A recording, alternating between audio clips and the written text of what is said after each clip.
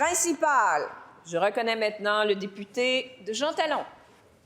Le 10 mars dernier, 64 élus de la Mauricie ont transmis une lettre au gouvernement de la CAQ pour fermer la porte aux éoliennes de TES Canada. La coalition d'élus dit dans sa lettre, « Le projet n'a pas de légitimité sociale. Il n'y aura ni compromis, ni marchandage, ni passage en force. Nous ferons respecter la voix de nos citoyens. La population ne veut pas du projet de TES Canada. » En réponse à cette lettre-là, je suis allé sur le terrain, je suis allé en Mauricie, j'ai rencontré toutes les parties prenantes et il y a une chose qui fait l'unanimité. C'est que le gouvernement a été complètement absent sur ce sujet qui est l'un des principaux sujets actuellement dans la région. En fait, il n'y a même pas eu de réponse à la lettre qui a été transmise par les 64 élus. Alors, on a entendu l'ancien ministre de l'Économie, Pierre Fitzgibbon, appuyé à 150 %, la députée de Sanguinet, le nouveau ministre de l'Énergie, on ne le sait pas encore. À l'époque, on a dit « on ne snobera pas l'entreprise ». Est-ce qu'on est en train de snobber la population? La réponse du ministre délégué à l'économie et responsable des petites et moyennes entreprises. Merci beaucoup, Madame la Présidente. Je remercie évidemment le député de Jean Talon sur cette question. Effectivement, le projet est porté par une entreprise privée.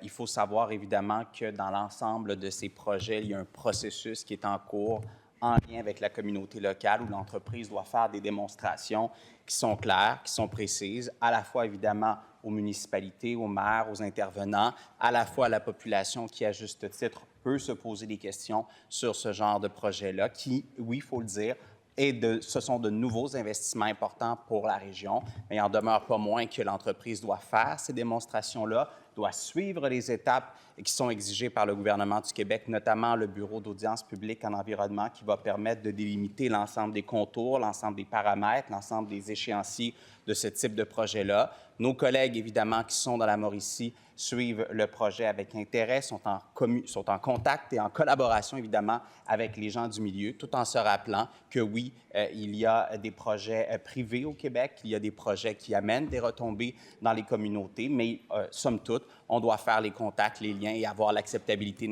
sociale nécessaire pour aller de l'avant. Merci. Première complémentaire.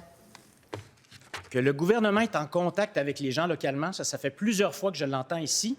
J'étais là, j'ai demandé à tout le monde, avez-vous eu des contacts? Est-ce qu'ils sont venus vous parler sur le terrain? La réponse, c'est non. Est-ce que le gouvernement va au moins daigner répondre à la lettre de 64 élus à travers les deux MRC? Et que va-t-il répondre? Est-ce qu'après 4 référendums, un sondage partout, des élus contre partout élus, est-ce qu'on tient compte de ça dans l'acceptabilité sociale? La réponse du ministre.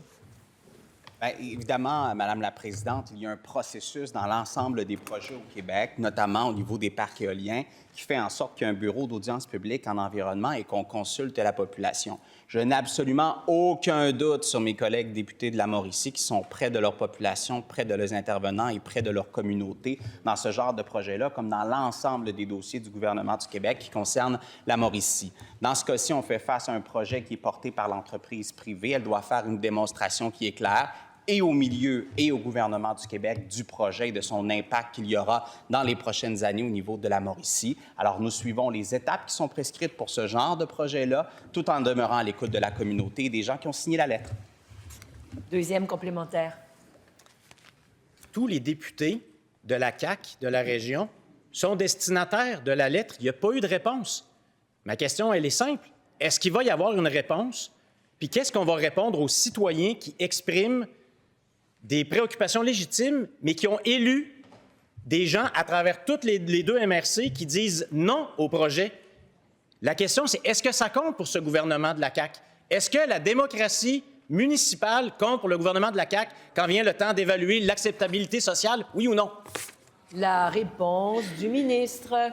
Certainement, Madame la Présidente, que la démocratie municipale compte à tel point et la démocratie en général, à tel point qu'il y a un processus d'acceptabilité sociale pour ce genre de projet-là qui est très clair, qui est très précis, qui s'appelle le Bureau d'audience publique en environnement. Alors, à moins que le Parti québécois remette en place ce processus-là, le BAP, qui est éprouvé, qui fonctionne, qui a permis la mise en place de projets et ou de bien capter l'acceptabilité ou le fait que des gens n'étaient pas d'accord avec le projet. Alors, respectons le processus qui est proscrit à l'intérieur de nos lois. Respectons, évidemment, le travail qui se fait de la part de l'entreprise auprès de la la communauté. Et je le rappelle, Madame la Présidente, je n'ai aucun doute sur la compétence, l'écoute et la détermination de mes collègues de la Mauricie à défendre leur région et à écouter leur population.